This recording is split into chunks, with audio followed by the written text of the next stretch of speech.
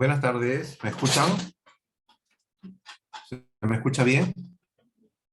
Buenas tardes, sí, se le escucha. Ya. Buenas tardes. Muy buenas tardes, soy el licenciado Gustavo Velázquez, soy fisioterapeuta del Hospital Rebagliati, de la Unidad de Cuidados Intermedios. Actualmente nos estamos desempeñando en la atención de pacientes post-COVID, los cuales vamos a hablar de una disculpa, estamos empezando con así que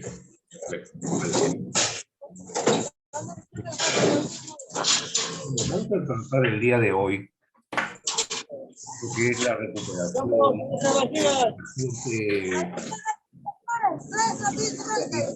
una vez que ha salido de cuidados críticos. Por favor, sus micros. Tres segundos. Abre su micro, por favor.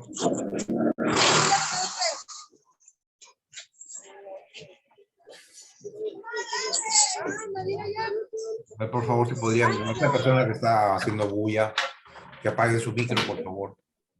Yo tengo tres. Tengo tres. ¿Cómo voy a decir que tengo tres? Pero usted que está diciendo Por favor, esa persona que apague su micro. Bueno.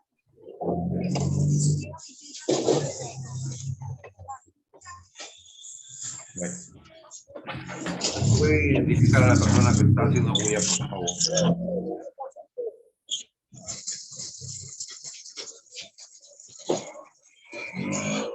Ya. Muy bien. Vamos a empezar hablando algo acerca sobre el COVID, ¿no? Esto es algo que nos ha, en cuanto a la parte de la fisioterapia, prevenidos. Si bien es cierto, teníamos protocolos para hacer terapias respiratorias, terapias para la recuperación del sistema neuromuscular, ¿no? Teníamos protocolos hechos. Se han tenido que variar, adaptar mucho a los nuevos cambios, ¿no? Sobre todo el problema de la terapia respiratoria. ¿Por qué? Para entender el problema que hemos tenido con el COVID, tenemos que identificar primero la palabra que deben haber ustedes escuchado, una neumonía atípica, ¿no? Entonces, para entender lo que es neumonía atípica y ver cómo aplicamos la fisioterapia en los pacientes por COVID, tenemos que entender cómo era una neumonía típica, ¿no? Cómo abordábamos, hacemos el abordaje de una neumonía típica y en qué ha variado los procedimientos a los tratamientos actuales. Por favor, esa persona que está con el... Si pueden apagar todos los audios porque no me dejan, la verdad que la bulla es muy fuerte. Hay una persona ahí que está con el audio prendido.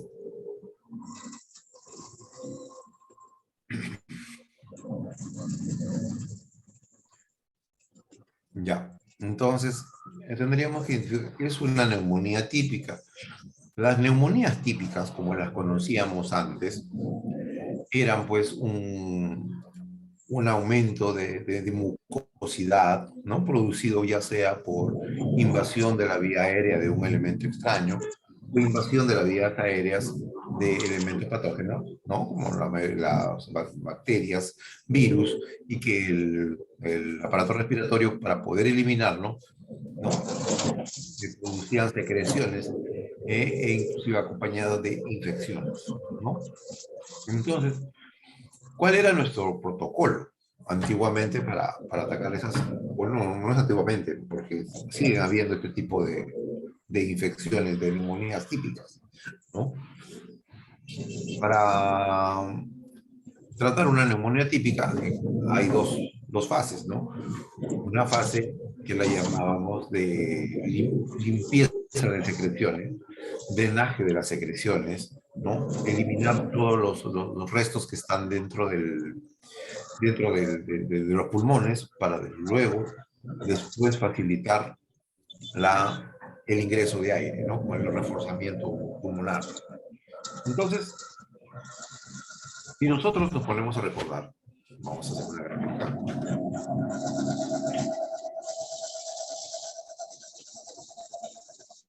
Esto es un alveolo, ¿no? Es un alveolo. Cuando nosotros nacemos tenemos 2 millones de alveolos en nuestros pulmones. En la etapa adulta, 4 millones de alveolos. Los alveolos distribuidos en lóbulos, perdón, en segmentos pulmonares, 10 segmentos pulmonares en el izquierdo, 8 segmentos, perdón, 10 segmentos pulmonares en el derecho, 8 segmentos pulmonares en el izquierdo.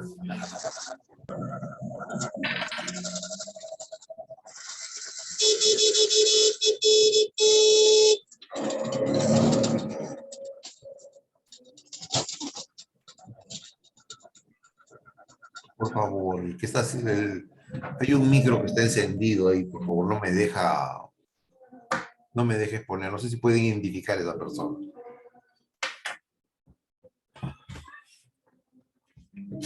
Ya, entonces, esto es un alveolo, ¿no? Vamos a ponerlo de otro color.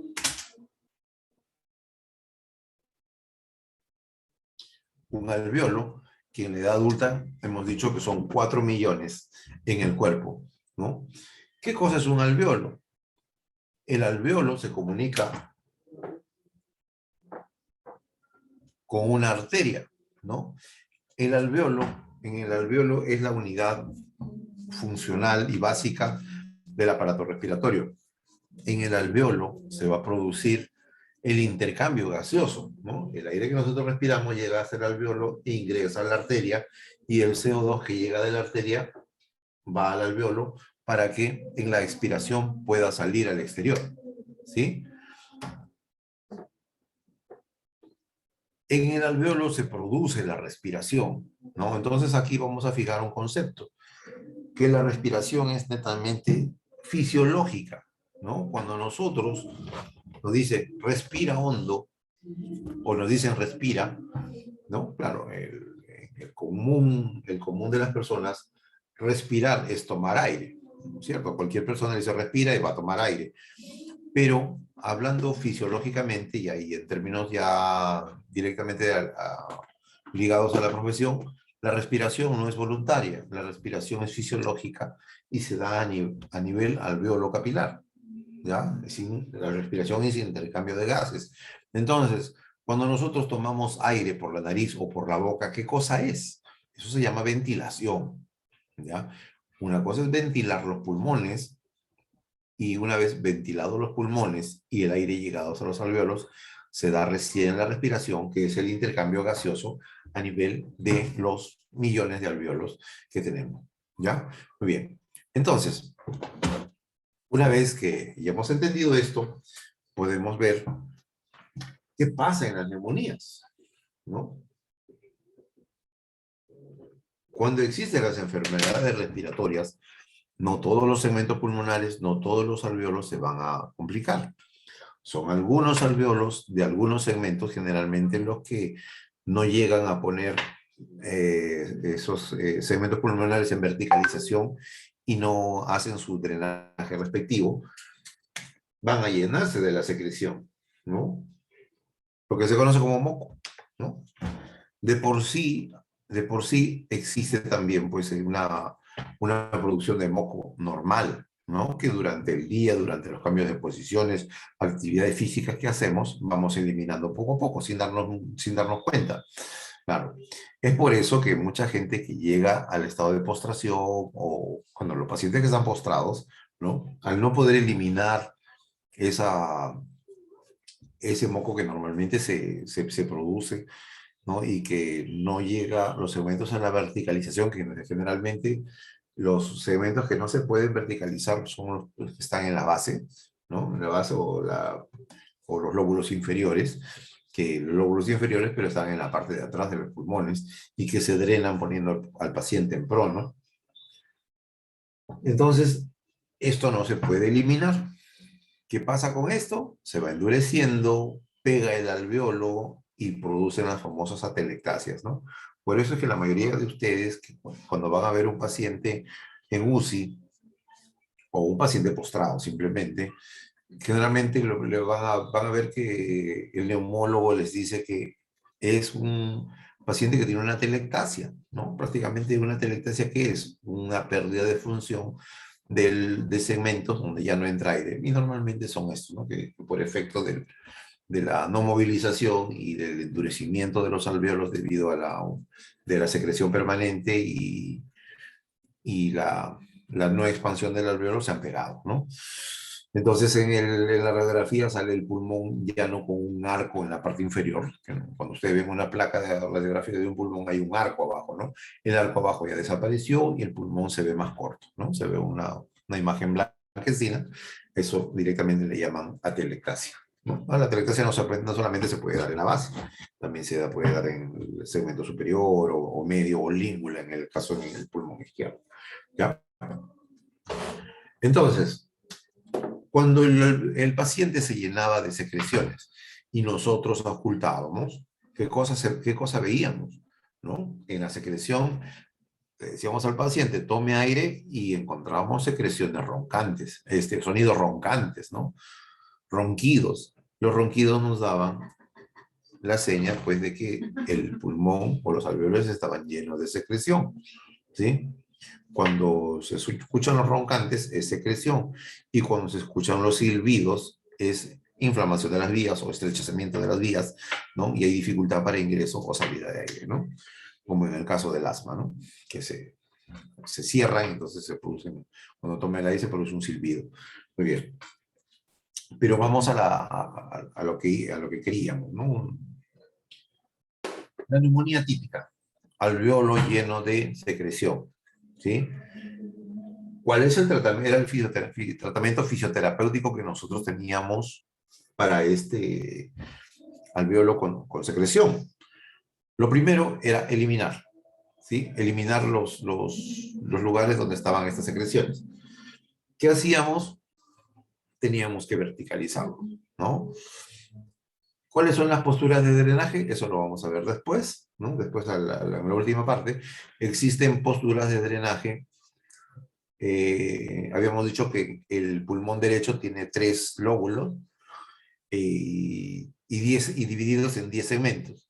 Y el pulmón izquierdo tiene 2 lóbulos divididos en 8 segmentos. Cada segmento tiene una postura de drenaje. ¿Y qué cosa es una postura de drenaje? No es más que la verticalización a favor de la gravedad del segmento pulmonar para favorecer que estas secreciones drenen. Y una vez puesto en verticalización, se apoya pues con maniobras de drenaje autógeno. Si el paciente está consciente, tendrá drenaje autógeno, vibraciones, diferentes técnicas para favorecer que estas secreciones vayan hacia el centro de los pulmones y pueda eliminarse, ¿ya? Esa es la primera fase. Una vez que hemos eliminado las secreciones, hemos hecho la limpieza pulmonar, recién vamos a hacer la fase de reforzamiento de la musculatura respiratoria. ¿Cuál es el músculo respiratorio? Pueden usar el chat que está al costado, ya sea para contestar las preguntas que estoy haciendo o para hacer alguna pregunta si es que algo no quede claro, ¿no? Pongan nomás al costado su pregunta durante la charla. Yo voy interrumpiendo la charla y las voy contestando, ¿ya? No me dejen hablando solo, ¿ya? Vayan poniendo preguntas, yo les voy contestando, porque seguramente que debe haber bastante inquietud de su parte. Muy bien. Entonces, les decía, una vez que hemos eliminado las secreciones, vamos a iniciar la fase de fortalecimiento o de favorecer el ingreso del aire. Entonces, aquí tenemos que ver cuál es el músculo principal de la inspiración, ¿ya? El músculo principal de la inspiración es el músculo diafragma. Y entonces aquí empieza también un problema grande, que todo el mundo me va a decir, teóricamente, yo sé que lo saben, que el músculo de la inspiración es el diafragma. Pero el problema está cuando yo les digo, a ver, inspiren con el músculo diafragma, ¿no? Ahí está el gran problema, ¿no? Que la teoría es maravillosa, ¿no? Ya todos saben que el diafragma, a ver, les digo, ahora que están en su casa, inspiren con el músculo diafragma. Ustedes solos, nadie los está mirando. Hagan su respiración, después vamos a corregir y ustedes van a ver si lo están haciendo bien o están haciendo mal. Hagan inspiraciones diafragmáticas, 3 o 4, háganlo. ¿Ya? Háganlo. Muy bien, ¿no? Me imagino que la mayoría ha hecho esto, ¿no?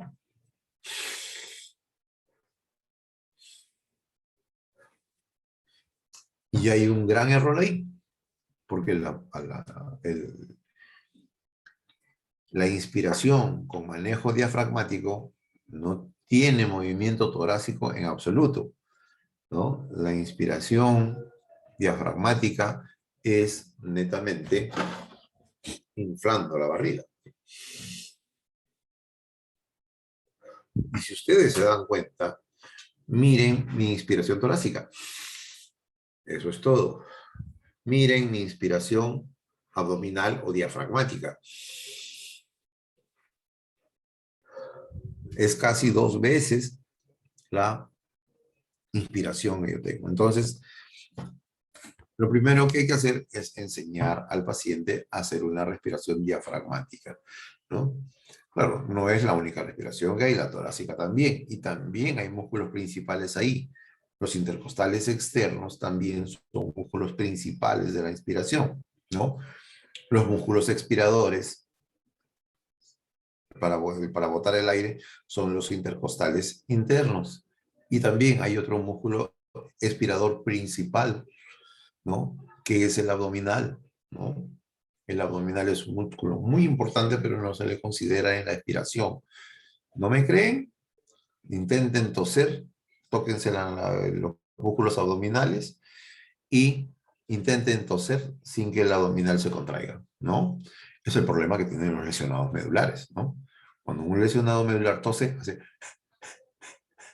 no hace más que eso, ¿no? Porque no hay contracción de su musculatura abdominal, ¿no? La musculatura abdominal fuerte nos favorece la expulsión de las secreciones.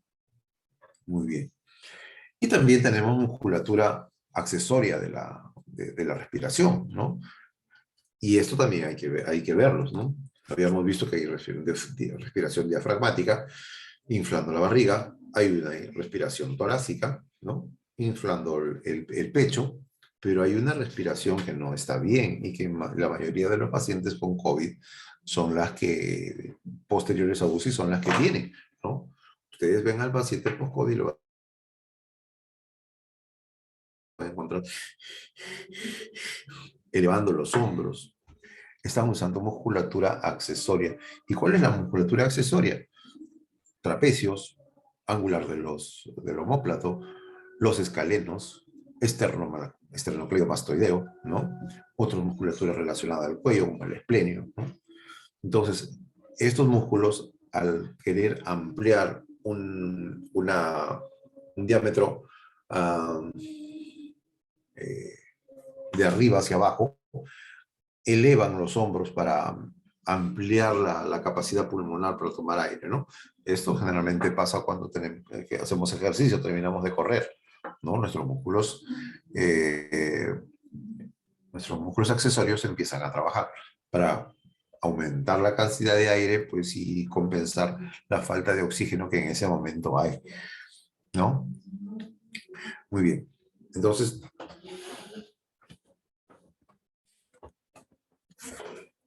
seguimos aquí. Entonces, esa es la segunda parte.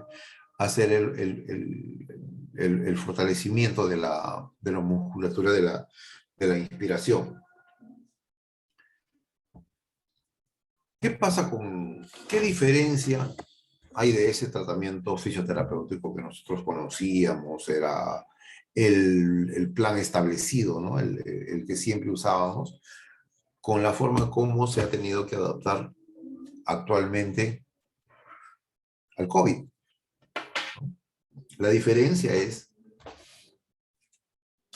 que este coágulo, perdón, este tapón mucoso que se podría drenar ya no existe. El COVID lo que originó es un coágulo que se instala dentro del alveolo, ¿no?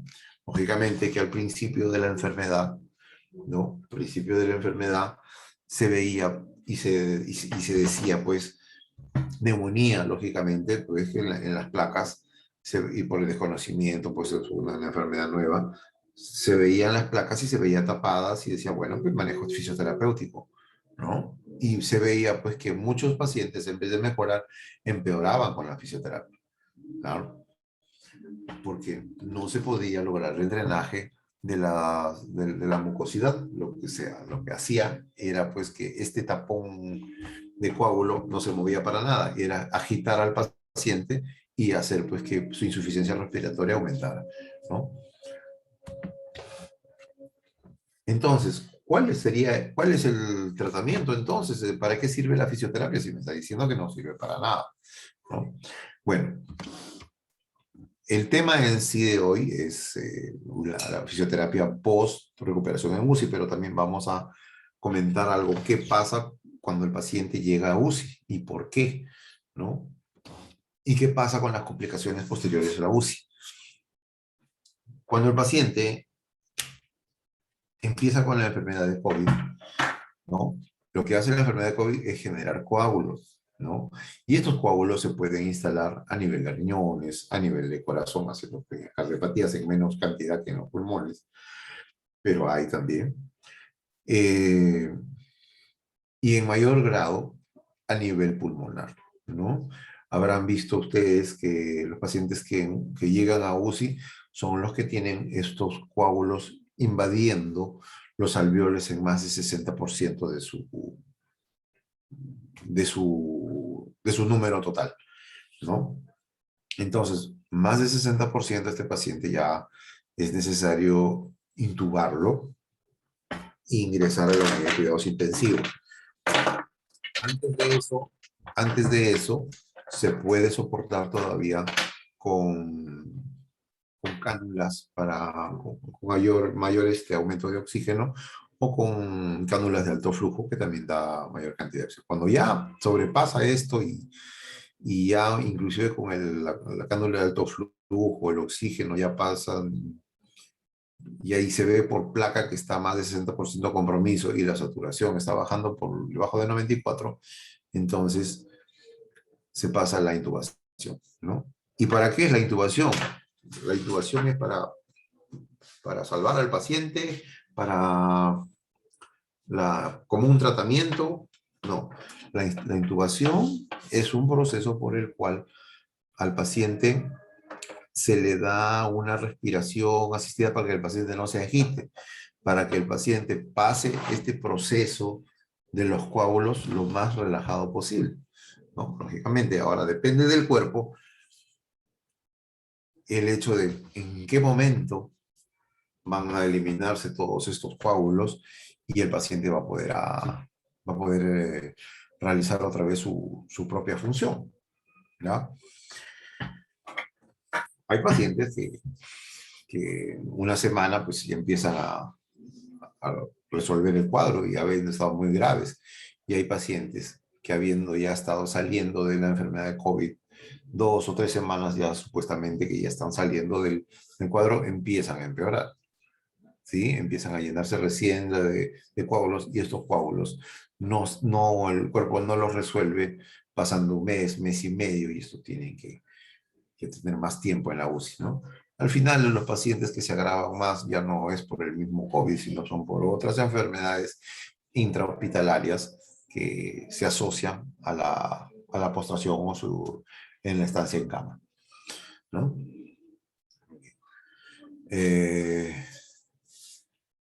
Entonces, cuando no pueden llegar a esto, el paciente van a la unidad de cuidados intensivos, como les vuelvo a repetir, y se les soporta con oxígeno para que hagan el mínimo esfuerzo, ¿no? Ahora, ¿cuál es la función del fisioterapeuta durante la estancia en la UCI? ¿No? En la estancia en la UCI, la función del fisioterapeuta va más eh, eh, enfocada a la recuperación cuando salga de ahí, ¿no? En la UCI, básicamente, la movilización es muy importante, mantener rangos articulares, generales, mantener plasticidad muscular, ¿sí? Eh, y en cuanto a pulmón, manejar el movimiento de la parrilla costal, ¿no? La flexibilidad del tronco, la movilidad de los músculos que impiden la respiración, como son el pectoral mayor, el dorsal ancho, ¿no? Que son músculos que cuando se contraen impiden la expansión torácica. Entonces, a eso va enfocada nuestra rehabilitación. Y lógicamente también las posturas de drenaje en cuanto el paciente pueda, pueda soportarlas. Existen protocolos, ¿no? Existen protocolos de pronación y supinación, pero como vamos a ver después, habíamos dicho que son 10 segmentos del derecho y 8 segmentos del lado izquierdo. Entonces, miren la importancia que la fisioterapia podría dar en cuanto a las posturas de drenaje, ¿no? Porque solamente están, por protocolo se pone supinación y pronación. Cuando uno pone en supino, drena el segmento anterior del lóbulo superior. Y en prono, drena el segmento superior del lóbulo inferior. Entonces, solamente 4 segmentos de los 18 que hay. Entonces, con un conocimiento de este tipo, podríamos aportar muchas posturas adicionales para mejorar la, ah, la recuperación de este paciente con estenosis, ¿no? Ahora, las secuelas post-UCI normalmente ya no son secuelas del COVID, son secuelas que la postración y el ventilador mecánico han generado. Cuando el paciente sale de UCI, sale con un problema respiratorio, ¿no? Y miren el desconocimiento lo que ha causado. Antiguamente, cuando empezó el COVID, decía que el COVID generaba fibrosis pulmonar, ¿no? Actualmente sabemos que el COVID no genera fibrosis pulmonar. Con un manejo adecuado, con un soporte adecuado mientras el paciente lo necesita y en el estado más grave que pudo haber estado el paciente, y un examen de control pulmonar que se da a los 3 meses después del egreso del paciente, se ve pues que la recuperación pulmonar es total, ¿no? Pero entonces me dirán, yo sí conocí a una persona que terminó con fibrosis pulmonar después de haber estado en UCI. Ya.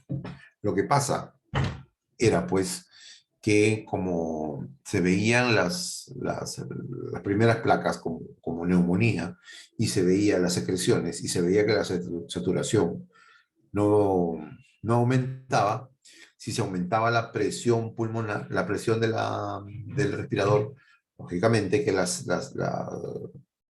el tapón mucoso iba a ceder, iba a mejorar la respiración, ¿no?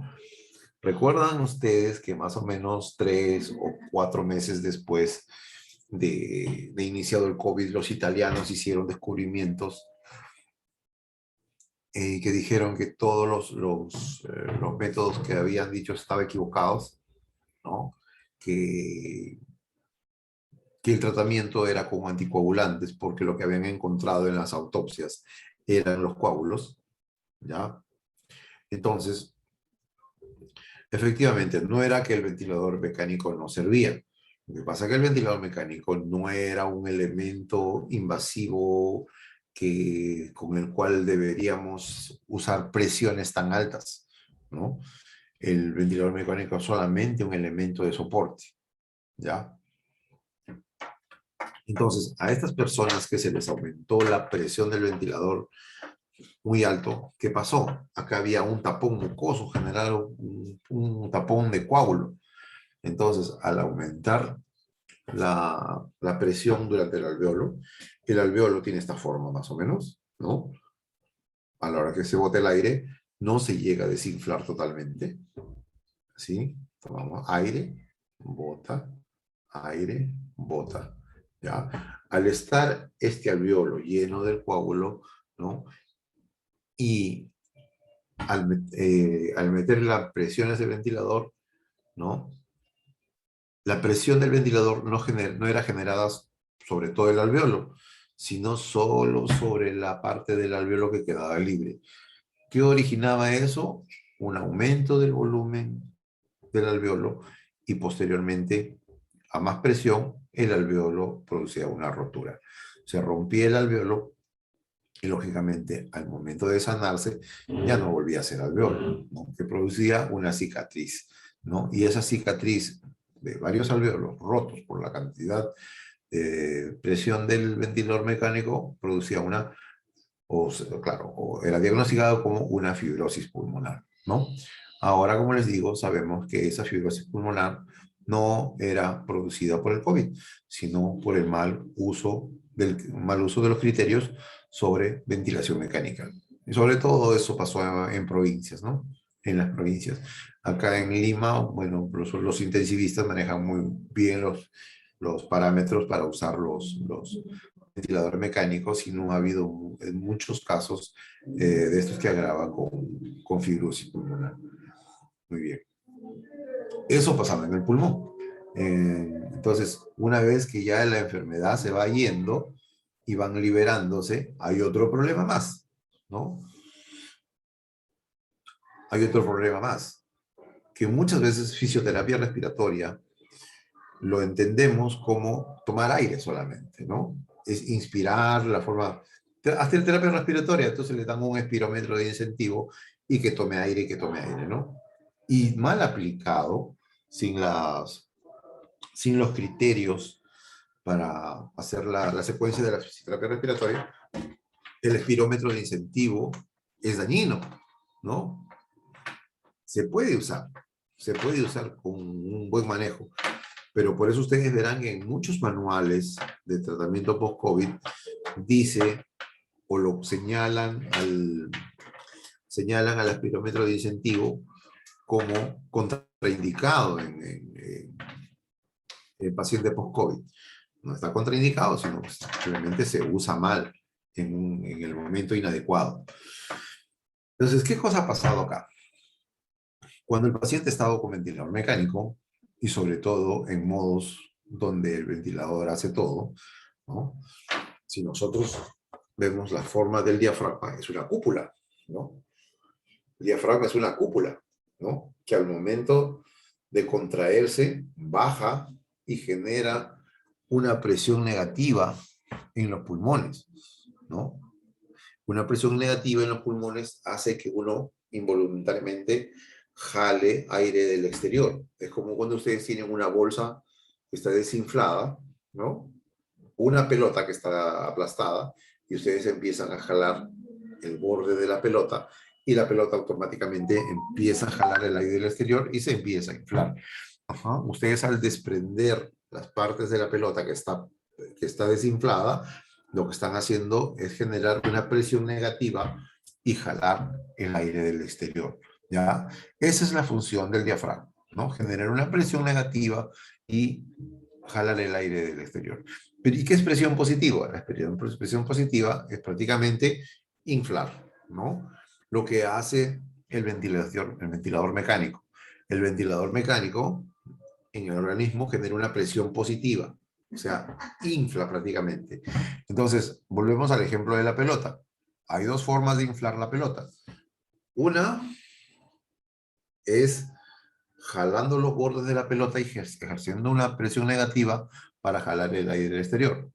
Otra es inflar directamente la pelota, soplando o con un inflador, ¿no? generando una presión positiva y cualquiera de estas dos formas nos sirve para inflar esta pelota. Lo mismo pasa en nuestros pulmones, ¿no? Lo mismo pasa en los pulmones. Pero hay que ver acá qué ha pasado. Encima de que prácticamente los pulmones no han trabajado, ¿no? Porque prácticamente el ventilador mecánico es el que ha hecho el trabajo, ¿no? Entonces se ha perdido la cadencia de la inspiración voluntaria y solamente ha ocurrido que se ha puesto la cadencia del ventilador mecánico. Entonces, lógicamente, que en el momento que se le quiere quitar la ventilación mecánica de pronto al paciente, muchos pacientes no toleran que se le quite porque el paciente no puede respirar, ¿no?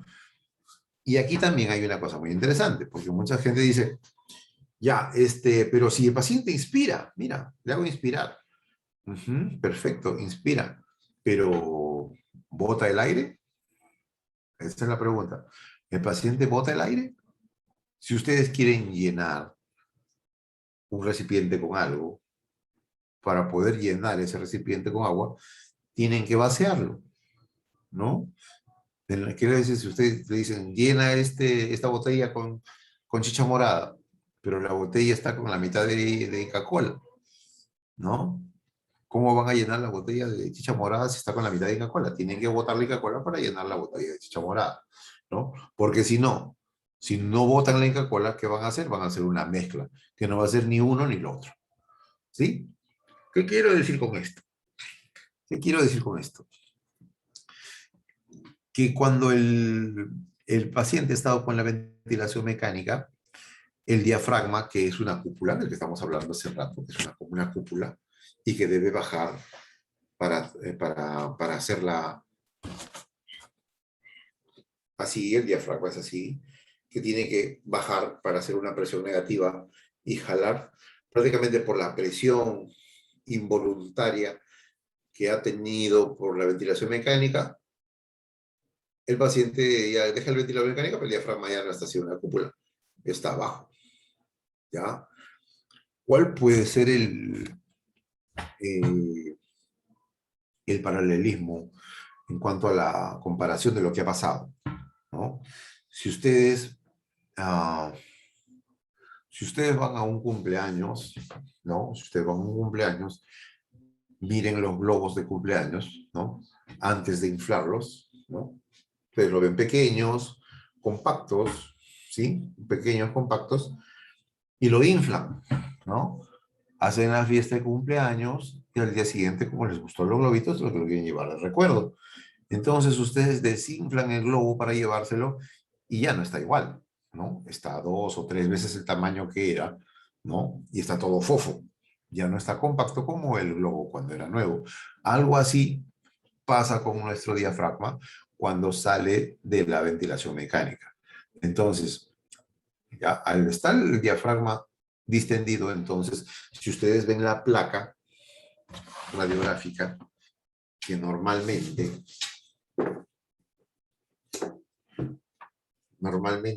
la placa radiográfica, el pulmón es así, ¿no?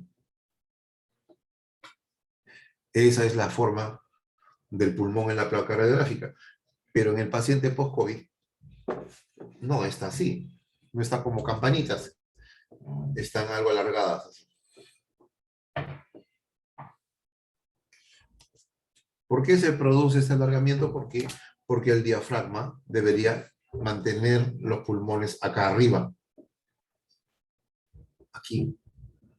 Como el diafragma está distendido por la presión que ha originado el ventilador mecánico, los pulmones están alargados. ¿Ya? ¿Y qué va a originar esto? ¿Qué vamos a originar esto? Que el pulmón, para el diafragma, para tomar aire, el diafragma tiene que estar arriba, para que a la hora que ingrese el aire, jale. Si el diafragma está abajo, ¿qué aire va a jalar? Como el diafragma no trabaja, ¿no? ¿Quién va a hacer la función de la inspiración? Exacto, los intercostales externos y la musculatura accesoria de la inspiración, ¿no? Los escalenos, los esternocleidos, exacto. Por eso es que ustedes al paciente post-COVID lo encuentran, ¿no? Esto es lo primero que tenemos que ver en un paciente post-COVID.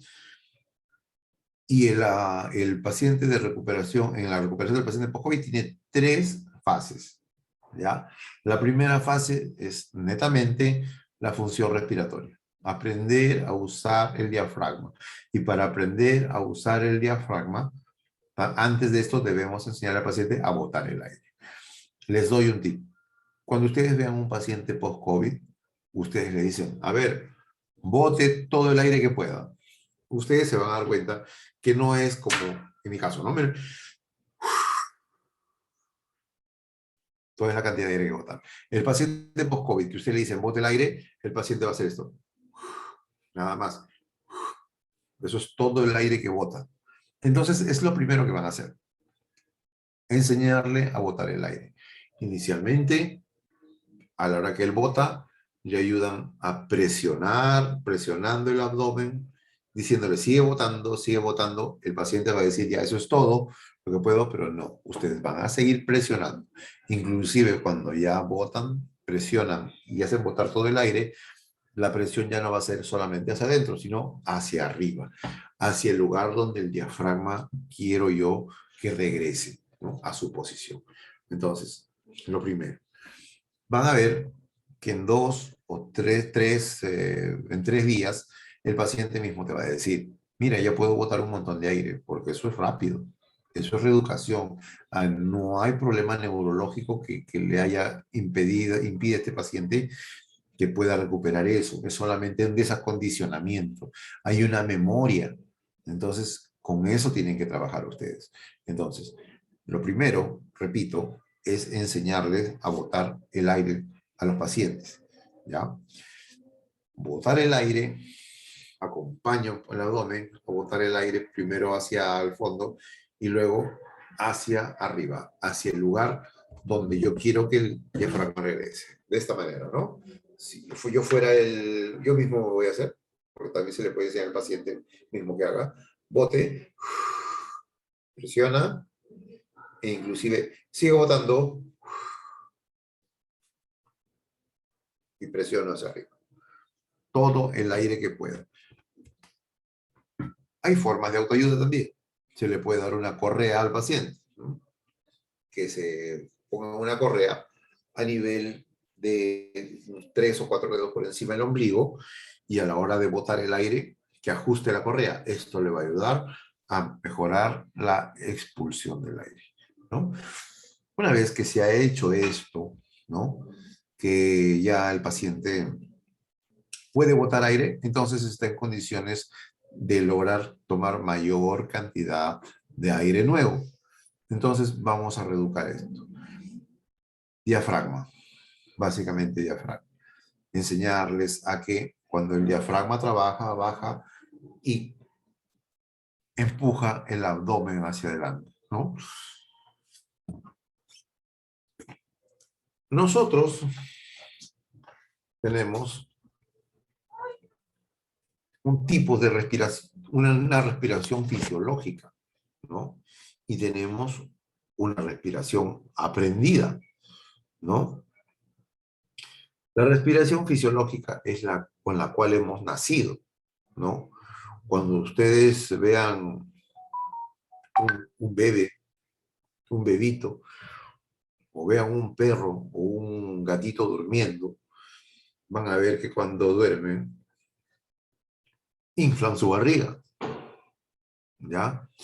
Porque así hemos nacido y así de forma fisiológica el diafragma funciona tomando aire y empujando las vísceras, ¿ya?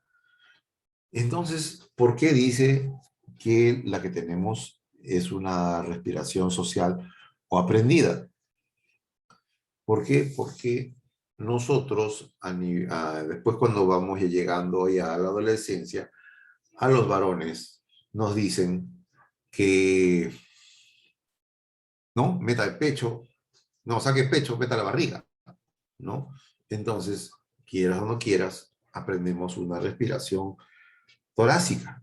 Las chicas igual, las chicas usan sus politos cortos, ¿no? Usan su pantaloncito ajustado, su ropita ajustada, entonces también les resulta antiestético inflar la barriga durante su respiración. Aparte que la mujer tiene un rollito y ya se está traumando, ¿no? Entonces, socialmente también aprenden una respiración torácica, ¿sí? Entonces, en estos momentos de la reeducación, en estos tiempos de COVID, es donde necesitamos esto y no lo tenemos.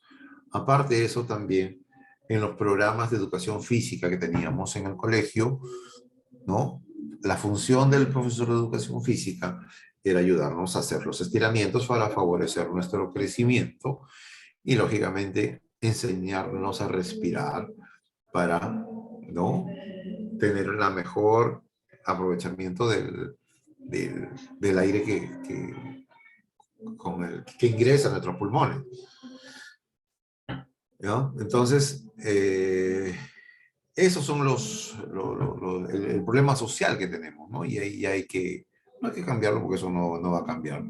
Si se les diga o no se nos diga, pues tanto a varones como mujeres nos resulta antiestético inflar la barriga como en el momento que respiramos, pero tomemos estos tiempos como algo necesario, ¿no? Que debemos enseñar. Inclusive a los pacientes que no han tenido COVID, ¿no? Enseñarles por si acaso, ¿no? Por si acaso, porque quizás muchos de ellos evitarían llegar a salas eh, a salas donde hay se soportan con oxígeno si aprendieran a tomar aire con el diafragma, porque muchos de ellos precisamente llegan a estos sitios por eso simplemente, ¿no? Por desesperación, por angustia, porque están solos y sienten que se van a asfixiar. Entonces, enseñándoles estas maneras de respirar sería pues, una, una alternativa muy buena, ¿no? Muy bien. Preguntas hasta aquí.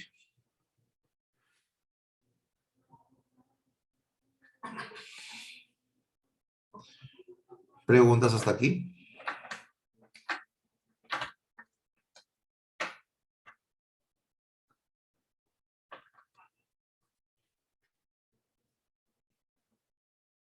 ¿Ninguna pregunta? Para seguir avanzando.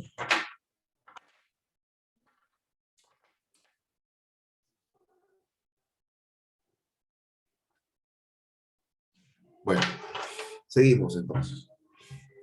Entonces, una vez que ya hemos entendido bien cuáles son estos dos procesos y mejorar la parte de la respiración, vamos, que ya hemos dicho, una es botar el aire, ¿no? Y he explicado la técnica de presionar el abdomen y luego levantar hacia arriba, e inclusive con métodos de autoayuda, con correas, ¿no? Eso nos va a favorecer acondicionar los pulmones para un mejor ingreso de mayor cantidad de aire durante la inspiración, ¿no? Ahora, las técnicas para inspirar varían, ¿no? Varían un drenaje autógeno, se puede hacer técnicas de compresión y descompresión, que son las más usadas, ¿no?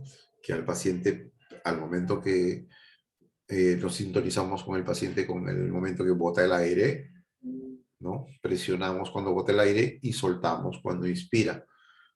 Botamos, presionamos, seguimos el movimiento cuando bota el aire y soltamos cuando inspira.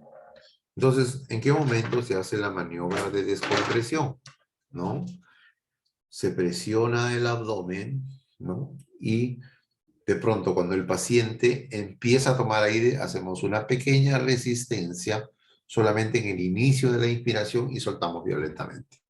Esto va a hacer que el paciente ingrese violentamente el aire y obligue al paciente a respirar con el diafragma.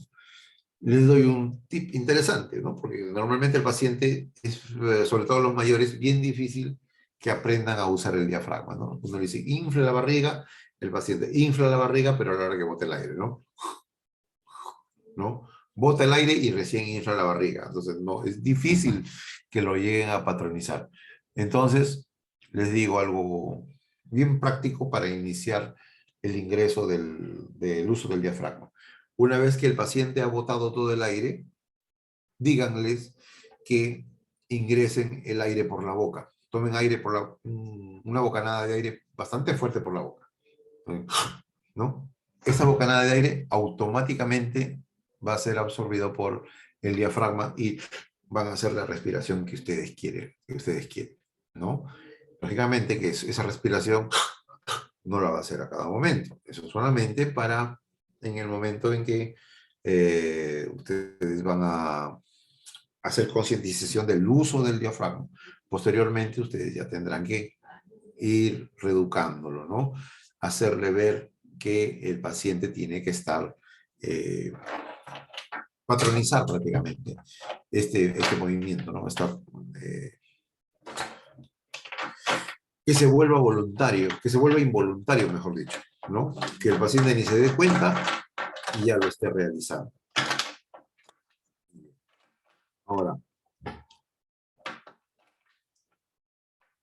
¿qué pasa con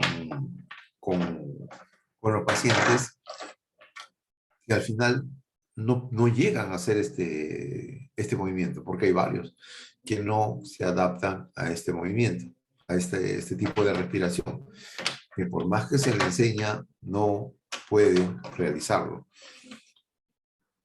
Al final, pues, si no llegan a hacerlo, pues tendrán que solamente seguir con la respiración torácica, ¿no? Porque inclusive algunos de ellos se angustian. Al no poder, quieren hacerlo, quieren forzarlo y más lo que hacen es crear una insuficiencia respiratoria aprendida adicionalmente, ¿no? Ahora, ¿cómo yo sé si estoy yendo bien en la parte respiratoria? ¿Saben usar bien el oxímetro? Pues sí, muchos dicen, sí, es el oxímetro porque sale tiene 97 de saturación. Pero hay que ver también la parte al costado de la saturación está la frecuencia cardíaca, ¿ya? Entonces, hay pacientes que dicen, no, yo ya estoy bien, ya saturo tanto, pero los estamos mirando y respiran de forma agitada. Eso no está bien.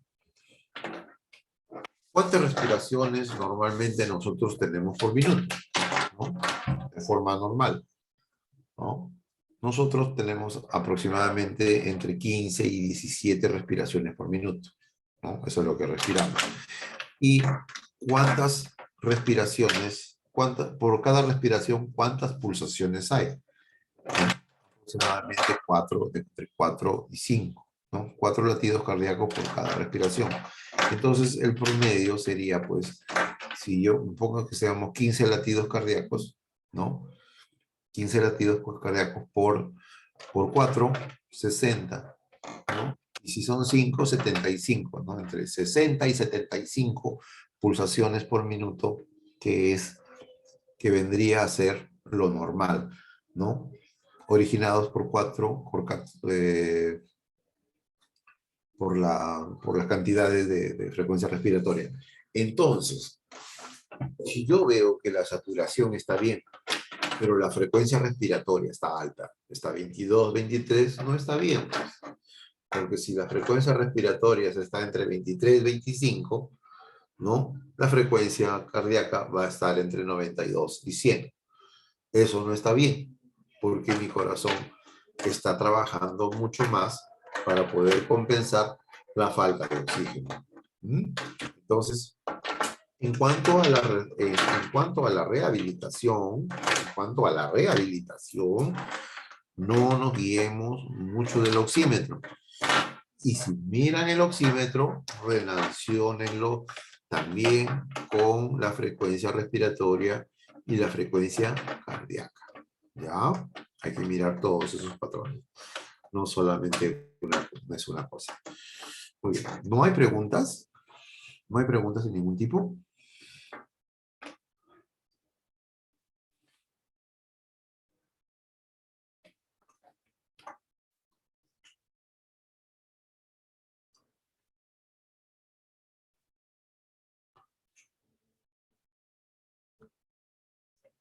¿Ninguna pregunta?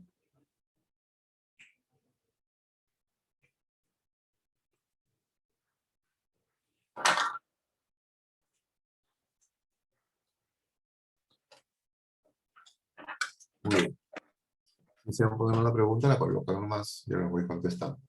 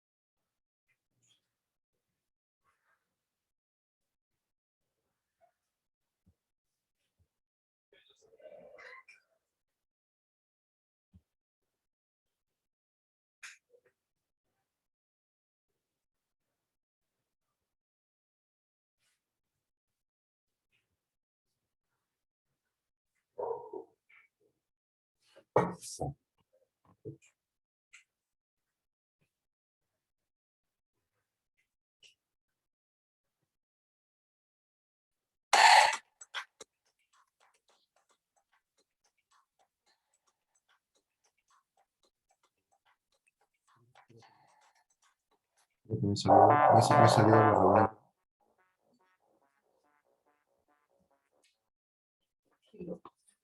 Me salió la reunión. Estás en YouTube. Entra al ¿Dónde? Zoom. ¿Eso no es? No, no. Ay, no, joro, es otra vez. Espérate.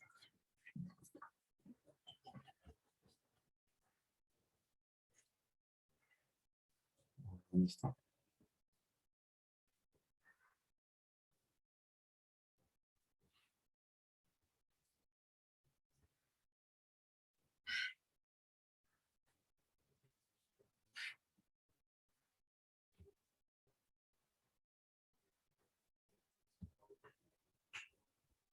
¿Me escuchan?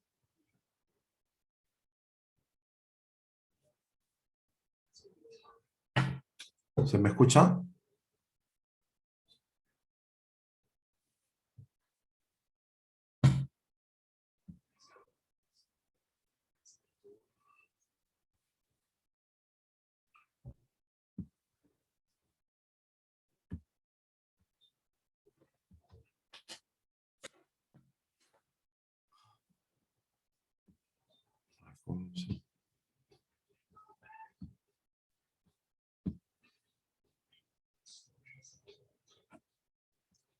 ¿Qué pasó?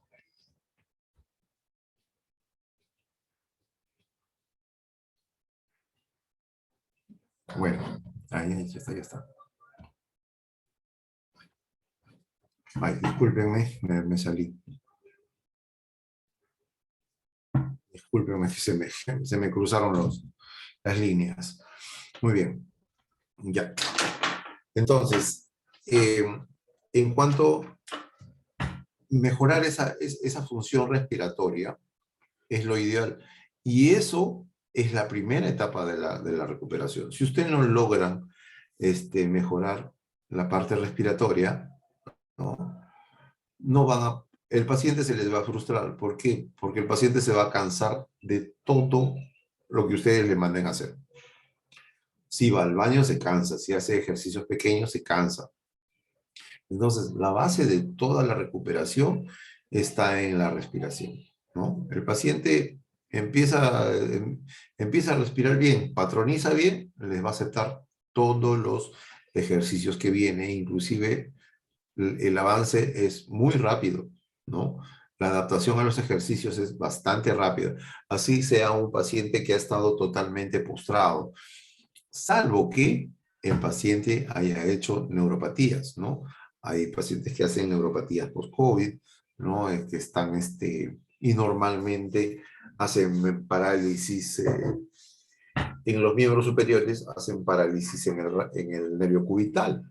Ustedes se van a dar cuenta que la mayoría de esos pacientes dicen, no tengo fuerza en los brazos, en las manos. Y van a ver que, pero sí hace sus cosas, lleva sus cosas, traslada. Pero ellos dicen que no tienen fuerza. Se van a dar ustedes cuenta, ¿no? Que a la hora que le hacen la evaluación muscular, el paciente sí les aprieta, pero denle para que les apriete la mano con el dedo meñique y el anular. Ahí no lo van a poder hacer. Esa es la complicación frecuente que tiene el paciente con la neuropatía del nervio cubital. ¿Y el nervio cubital a quiénes inerva? El nervio cubital inerva a los flexores, ¿no? Meñique y anular, y a los interóseos palmares y dorsales. ¿Qué función tienen los interóseos palmares y dorsales? ¿No? Los interóseos dorsales, su función es juntar los dedos, ¿no? Pero con los dedos en extensión, ¿ya? Y los interóseos palmares, su función es la apertura de los dedos con los dedos en extensión, ¿ya? Entonces, ustedes van a ver, claro, que ese paciente le dice, abre y cierra los dedos, pero no lo van a hacer en esta forma. Lo van a hacer con cierto grado de flexión y lo van a hacer así. Pero esa no es función del cubital, ¿ya?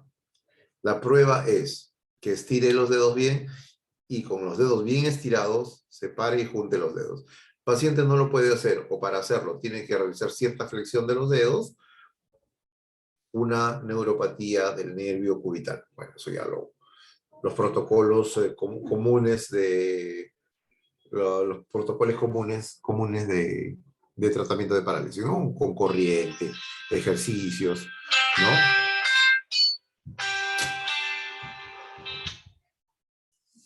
Los ejercicios comunes. Muy bien. Y en el pie también hay una neuropatía muy común, que es la neuropatía del peroneo, ¿no? Que es la neuropatía del peroneo. ¿Y cómo se manifiesta? Porque la falta de extensión del dedo gordo. Ustedes le dicen que los dedos de los pies lleven los dedos hacia atrás y el dedo gordo se va a quedar caídito. ¿Ya? Se va a quedar caído. Entonces, y esto sí va a traer un problema. ¿Por qué? Porque se va a alterar el patrón de marcha. ¿Ya? Se va a alterar el patrón de marcha. ¿Por qué el patrón de marcha? Porque cuando nosotros caminamos, la fase de la marcha es apoyo de talón, ¿no? El apoyo o el balanceo con la cara lateral del pie, el paso del apoyo del quinto al primer metatarsiano y se despega con el pulpejo del dedo gordo del pie, ¿ya? El dedo gordo del pie no sirve porque ahí se despega. Cuando no tratamos esta neuropatía del nervio peroneo, entonces nos vamos a saltar la fase de apoyo con el dedo gordo. Entonces el paciente va a empezar a caminar, su despegue va a ser apenas termina la fase de balanceo, ¿no? Con los 3 últimos dedos del pie, ¿no? Con esos va a despegar. Y lógicamente que para caminar con esos del pie, su marcha va a ser bamboleante. El paciente va a caminar y ya su marcha no va a ser con gemelos y tibial anterior. Van a empezar con los peroneos. Entonces el paciente va a empezar con dolores en la cara lateral de la pierna, ¿no? La pierna, estoy hablando de pierna, o sea, de la rodilla hacia abajo, ¿no? Porque la marcha se va a alterar, ¿sí? Entonces el paciente lo van a ver que va a empezar a caminar de costado, ¿no? Esto es muy interesante porque básicamente estas son las secuelas que tienen estos pacientes. Secuela, y estoy hablando de secuela como algo definitivo, ¿no? Que a los 9 meses ya el paciente deja de tener la función en los 2 dedos gordos del pie, entonces su patrón de marcha está alterado y en los dos dedos, entonces su función, muchos de ellos los van a ver que van a decir, yo estaba bien, pero se han dado cuenta que algo les ha quedado cuando han querido usar un martillo, cuando quieren usar el destornillador, ¿sí? ¿No? Quieren hacer usar las herramientas sobre todo. Ahí les falta la fuerza. ¿Por qué? Porque la debilidad cuando nosotros hacemos fuerzas con la mano, la verdadera fuerza está básicamente con los dos últimos dedos de la mano, o sea, el anular y el meñique, ¿sí? Sin esos dos, la fuerza o la habilidad se va. Pero me van a decir, pero ¿no era el pulgar? No, el pulgar nos da la destreza, ¿ya? Pero la fuerza de la mano, básicamente, está condicionada a la fuerza que tiene, ¿no? Los músculos inervados por el nervio cubital. Muy bien. Pregunten, por favor. Preguntas hasta aquí.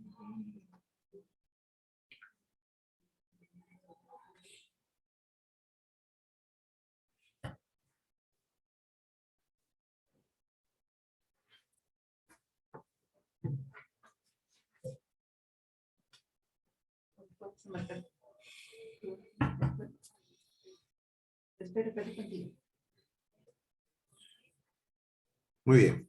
Entonces, la parte de fisioterapia respiratoria, primera parte. La segunda parte de la rehabilitación es cuando ya la parte respiratoria está bien entrenada. Si la parte respiratoria ha estado bien aprendida durante la etapa hospitalaria, va a ser mucho mejor, porque ya una vez que el paciente va a casa, ya esa parte se va a obviar. Entonces, ¿en qué consiste la segunda parte? La segunda parte de la rehabilitación, nuevamente repito, cuando ya los patrones respiratorios están bien hechos, ¿ya? Pero ¿por qué no pueden hacerlo paralelamente? Pueden hacerlo, pero pueden hacerlo paralelamente. Pero el otro no es un ejercicio tan fuerte todavía. ¿Por qué? Porque si la respiración no está bien, el paciente se va a frustrar, el paciente se va a cansar rápido el ejercicio. El paciente posteriormente a la terapia va a sentir mareos, va a tener dolor de cabeza, no va a poder dormir, ¿ya? Puede hasta arrojar, ¿sí? Entonces, una vez que el paciente ya hizo bien sus patrones, su segunda fase son los ejercicios. Todo tipo de ejercicio que usted haga, el paciente ya debe acompañarlo de ejercicio respiratorio, diafragmático. Basta que usted le diga, levante el brazo, el paciente está levantando el brazo y automáticamente ese diafragma debe estar actuando, ¿ya? Ustedes, el paciente lo echan boca arriba y le dicen, levante las caderas, el paciente levanta las caderas y automáticamente trabajo diafragmático. ¿Cuál es el objetivo de eso? ¿No? Que el paciente ya se olvide de la fase donde cuando hacía esfuerzo obviaba la respiración, ¿no?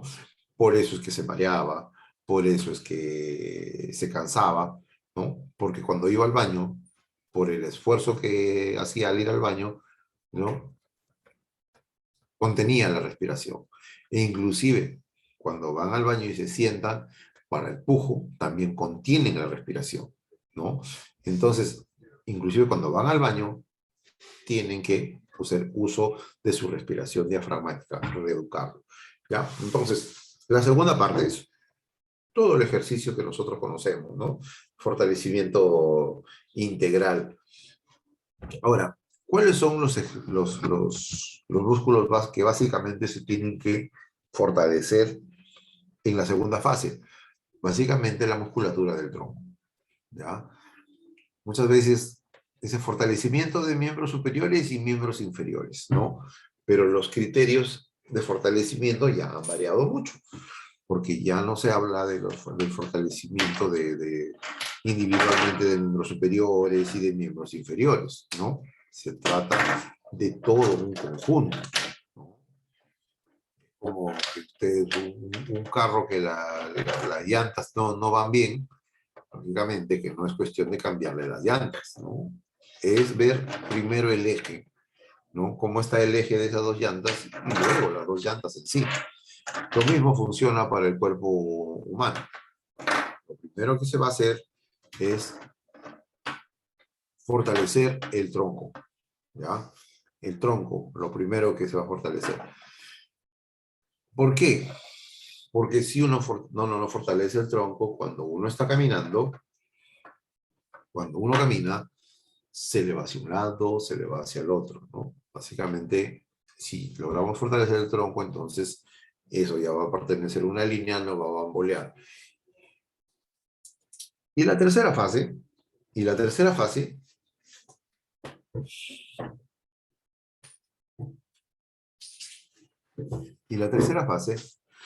ya no es también fortalecimiento, pero un fortalecimiento más funcional, ¿ya?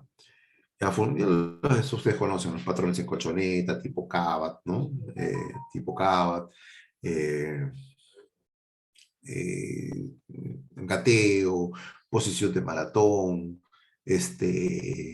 agacharse, hacer planchas, posición de gateo, poner alternar un brazo con pierna contraria, ¿no? Si tienen escalera sueca, también diferentes trabajos con escalera, subir gradas, etc. ¿No? Si un trabajo ya más funcional. ¿Mm? Todo este trabajo, un paciente, por más grave que esté, ¿no? Un paciente logra la independización, la funcionabilidad en 3 semanas. Un paciente bien trabajado. Ya, en 3 semanas el paciente ya debe estar independiente. De ahí para adelante ya vienen las pequeñas regulaciones que hay, ¿no? Ya mejorar lo del dedo del pie, que le digo que eso demora bastante, los trabajos de lúdicas, ¿no? Que tienen que las destrezas con las manos, el mejoramiento de la marcha, la estabilidad del control del tronco, el agacharse, el hacer actividades de la vida diaria, como ir al suelo, amarrarse los zapatos, colocarse los zapatos, sacar los zapatos debajo de la cama, ya bañarse, etcétera. Todo eso, ¿no? Entonces esas son nuestras 3 fases de recuperación. ¿Alguna pregunta, por favor? ¿Alguna pregunta? ¿Algún caso? ¿Alguna...? Esto es a grosso modo todo lo que hay. De repente necesitan saber algo específico. Consulten, por favor.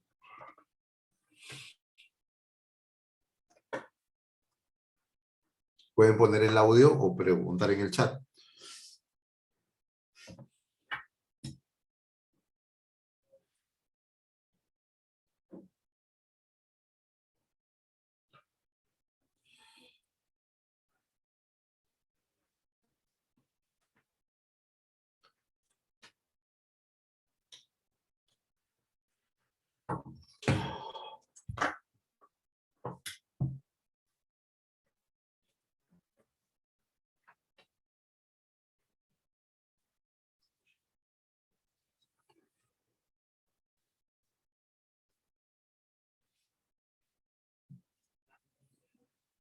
¿No hay ninguna pregunta? Bueno, entonces continúo. Lo que les había dicho, entonces, en cuanto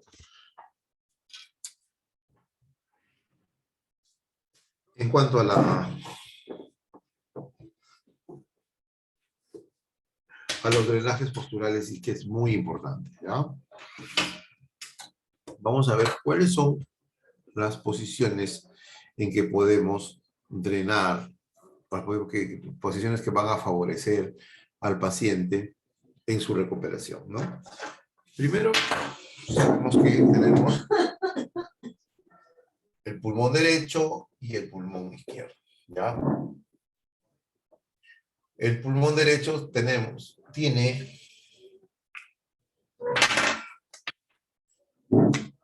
tiene 3 lóbulos y 10 segmentos. el pulmón izquierdo tiene 2 lóbulos y tiene 8 segmentos. ¿Ya? El pulmón derecho tiene el lóbulo superior, el lóbulo medio y el lóbulo inferior. ¿Ya? El lóbulo superior tiene 3 segmentos. Tiene segmento superior, segmento anterior y segmento posterior. El lóbulo medio tiene 2 segmentos. Tiene un segmento medial, que va hacia el centro, y un segmento lateral, que va hacia afuera. ¿Ya? Y el lóbulo inferior tiene segmento superior, anterior, posterior, medial y lateral. ¿Ya? El pulmón izquierdo tiene 2 segmentos. Tiene solamente el lóbulo superior y el lóbulo inferior. El lóbulo superior tiene 3 segmentos. Tiene este lóbulo posterior y el superior del derecho, se van a juntar y se van a formar un solo segmento que se llama póstero superior. Este también tiene segmento anterior. Y el lóbulo medio del derecho aquí se va a convertir en una língula. ¿Ya? Y el lóbulo inferior va a tener 5 segmentos. Igual que en el izquierdo tiene segmento superior, anterior, posterior, medial y lateral.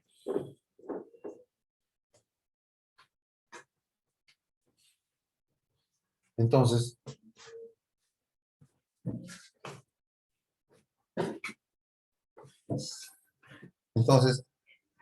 estos son los 10 segmentos del pulmón derecho, los 8 segmentos del pulmón izquierdo. Entonces, vamos a ver las posturas en las cuales se drenan cada uno de estos segmentos. Los segmentos superiores.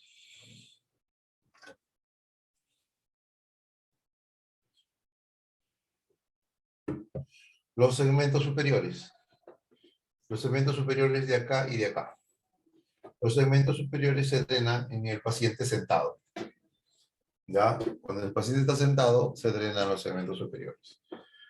Los segmentos anteriores. Los segmentos anteriores, ¿cómo se drena? Paciente de cúbito supino. Cuando el paciente está boca arriba, están drenándose los segmentos anteriores. Eso es lo que les decía antes. Los segmentos anteriores del lóbulo superior son los que se drenan cuando el paciente está en posición supina. Por eso es que generalmente lóbulos anteriores y estos segmentos superiores, que normalmente que son las dos posiciones que el paciente tiene cuando está en hospitalización sentado y echado boca arriba, generalmente nunca sufren atelectasias. Siempre son pulmones que quedan libres. Por eso las atelectasias se van a dar en los segmentos que vamos a ver que el paciente casi nunca adquiere. ¿Ya? El segmento posterior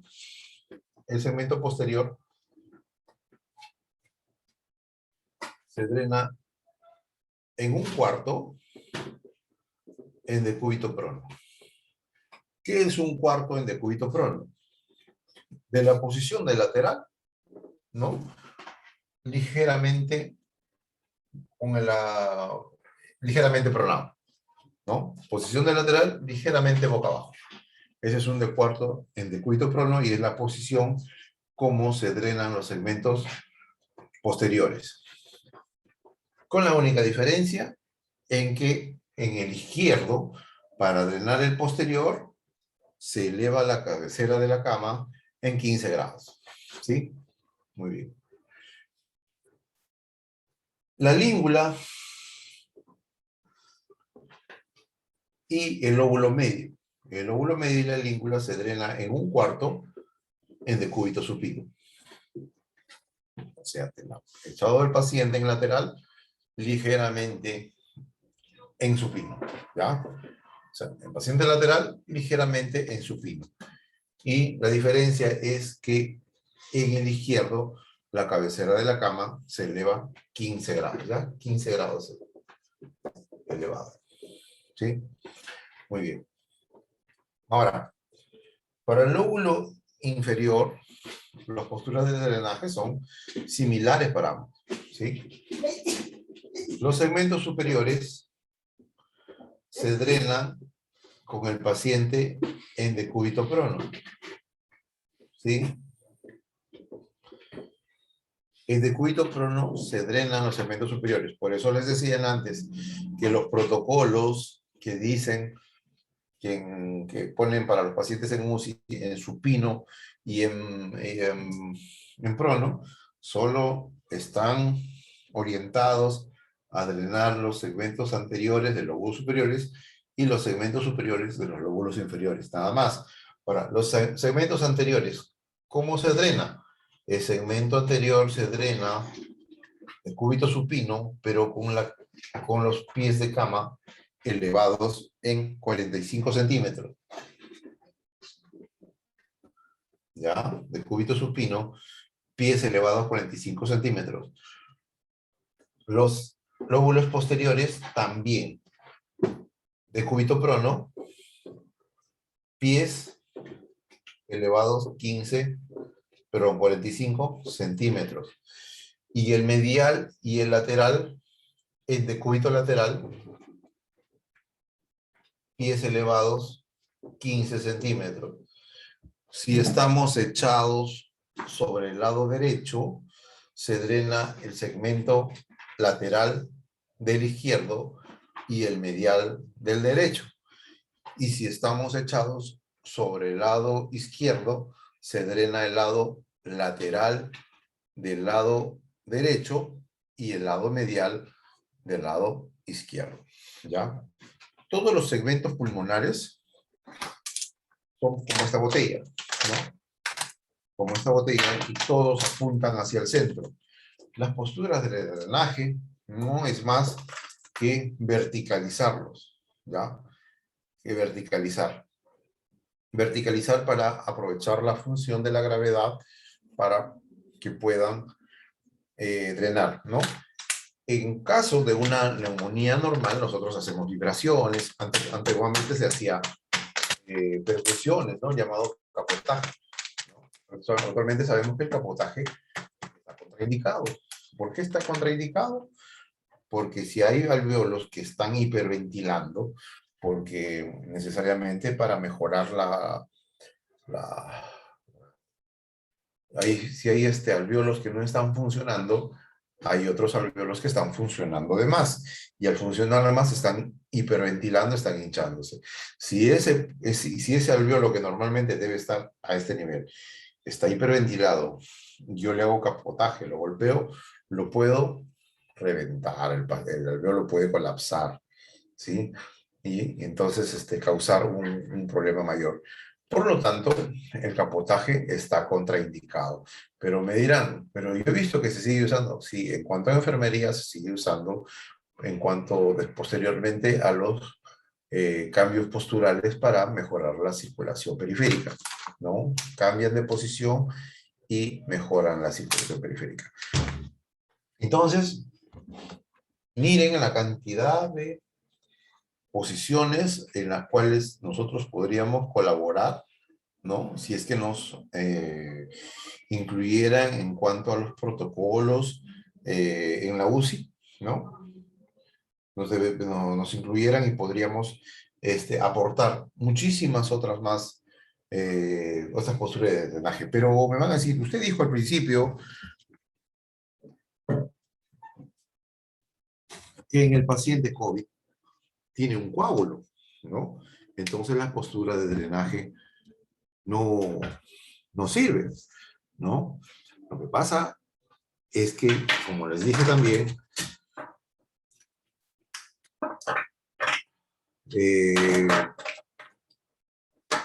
La terapia en UCI no va a ser agresiva como con nuestra neumonía común.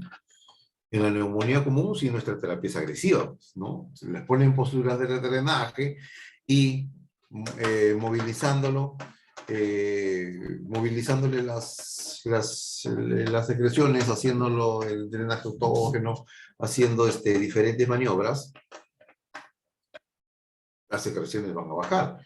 En cambio, en el paciente COVID, estas secreciones no existen, existen solamente un tapón, ¿no? Entonces, ¿qué ganamos poniéndole en posturas de drenaje? ¿No? Ganamos en que por lo menos los alvéolos no lleguen a pegarse y estén listos en el momento de que puedan ya valerse por sí mismos, se podría decir, ¿no? Muy bien.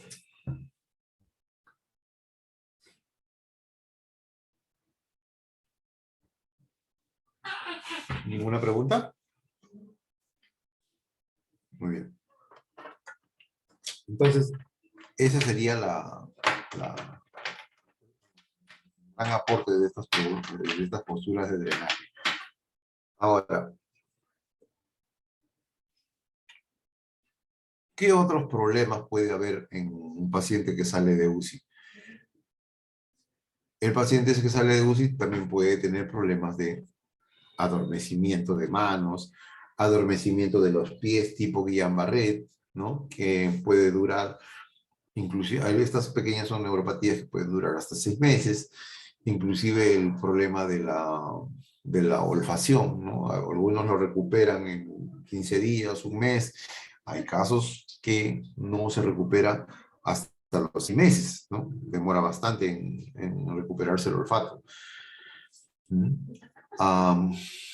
Hay pacientes que salen con traqueostomía, ¿no? Que llegan a la traqueostomía, pero la traqueostomía tampoco no es una cosa grave, ¿no? La traqueostomía es un proceso que normalmente se pone a un paciente que va a estar más de 2 semanas con ventilación mecánica, ¿no? Por protocolo se pone la traqueostomía, ¿no? Para evitar otro tipo de infecciones, ¿no? Originadas por el tratamiento invasivo que hay. Cuando tenemos un paciente con traqueostomía, igual, ¿no? El paciente seguramente que no va a durar mucho con la traqueostomía. Eso se lo van a sacar muy rápido. Y depende de nosotros también. Porque la traqueostomía está por 2 motivos. O porque no puede respirar, o porque no puede botar el aire. Y eso ya lo hemos hablado antes, ¿no? El paciente, el intensivista o el cirujano de cabeza y cuello le va a hacer pruebas, tanto de espirometría, de todo el aire que puede botar, o le va a hacer una prueba de inspirometría, ¿ya? Y como ellos se fijan solamente, no están con ellos todo el momento, solamente en el momento de la prueba, simplemente van a valorar, pero esto está relacionado con lo que hablamos al principio, que es la prueba de espirometría. Le ponen un aparatito y le dicen sople, se llama Flutter. Entonces el Flutter ve la cantidad de aire y la fuerza con la que el paciente bota el aire. El médico ve que el paciente no puede botar el aire suficiente, lógicamente que no le va a sacar esto. ¿Y por qué no le saca el tema? Porque esa expulsión de aire está relacionada con la tos, ¿ya? Con la tos. Si ese paciente no bota aire suficiente, él supone que en el momento que si le cierran la traqueostomía y necesite eliminar secreciones o se atore, el paciente no va a poder toser, ¿sí? Entonces no le saca. Pero ya hemos dicho, no es un problema neurológico. Cuando hay ACVs, esas cosas, ¿no? Derrames cerebrales, ¿no? Problemas de neuropatías muy grandes, sí, pues ahí se alteran los pares craneales, ¿no? El vago que tiene un problema tiene inervación de los pulmones, o se alteran el hipogloso, el glosofaringio, que tienen que ver con los movimientos de la lengua y de la tráquea, con la deglución, ¿no? E inclusive con el vago también tiene que ver con el diafragma, ¿sí? Entonces, no hay los patrones correctos y neurológicos para la tos, entonces sí se recomienda usar la traqueostomía más tiempo. Pero en el paciente COVID no. En el paciente COVID es un trabajo netamente de lo que habíamos hablado en antes. El diafragma está bajo, ¿no? El diafragma está bajo, está comprimiendo todo, ¿no? Si el diafragma está bajo, ¿no? Los pulmones están distendidos, ¿no? Entonces no está botando el aire. Y si no puede botar el aire, entonces lógicamente que esa expiración no va a ser fuerte. Si el diafragma no tiene opción a tomar aire, pues ¿qué aire va a botar? Entonces, la prueba que hace el cirujano de cabeza y cuello va a salir alterada. Entonces, depende también, otra vez, una prueba más de lo importante que es la reeducación respiratoria antes de iniciar todo el proceso de recuperación. Y otro motivo que no le sacan la tráquea es porque no puede tomar aire, ¿no es cierto? Y está relacionado con lo mismo. Si el paciente no bota la cantidad suficiente de aire, lógicamente que no va a haber espacio para tomar aire. Entonces, todas las pruebas que hace este señor, este médico, van a salir, pues, alteradas e insuficientes para poder quitarla de la traqueostomía. Entonces, esto, estos, eh, esta parte de la recuperación post-UCI sí es muy importante la intervención del fisioterapeuta. Yo creo que el fisioterapeuta sí es, en estos momentos, para un paciente post-COVID, lo más importante que tiene, ¿no? Lógicamente que va a tener interconsulta con el neurólogo, con el de cabeza y cuello, con el intensivista. De repente, por los dolores que tiene en los miembros superiores, va a tener problemas, va a tener, inclusive lo van a relacionar con reumatólogo, etc. Pero nosotros debemos saber, ¿no? Debemos saber, o como que ya sabemos, que todos estos problemas post-UCI son producto de la inmovilidad y del ventilador mecánico. No hay más que eso, ¿ya? No hay más que eso. Salvo, como les digo, algunos pacientes que los coágulos sí se complicaron con cuestiones de ACV, ¿no? Algunos por los medicamentos también van a tener otro tipo de problema. Ah, ya. Hay también otros problemas asociados a la medicación. Los pacientes van a salir temblando, ¿sí? Va a haber un temblor, que también se pueden corregir con ejercicios de estabilización rítmica, ¿no?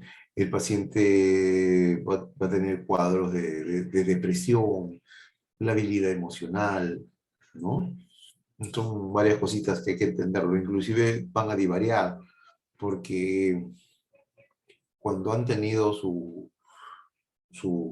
la fase donde han estado dormidos, ¿no? Donde han estado dormidos, han tenido alucinaciones largas de varios días. Entonces, algunos van a creer historias de que viajaron, de que estuvieron en tal sitio, ¿no? No, que conocieron a tal persona, ¿no? Que diferentes historias que ellos lo pueden considerar como que les ha pasado y realmente no ha sido así. Muy bien. ¿Alguna pregunta? Preguntas, por favor, de algún caso que tengan.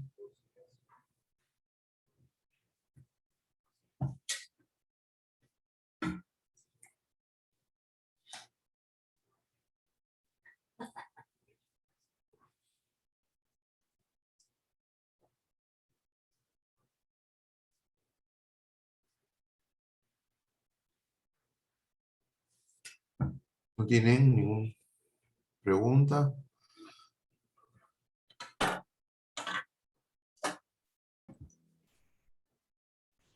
Al parecer no hay ninguna pregunta más, todo se encuentra claro. Así que damos por finalizada la clase. Muchas Bien. gracias. Listo. Gracias, ponente, muchas gracias a todos los participantes por estar presentes. Muchas gracias.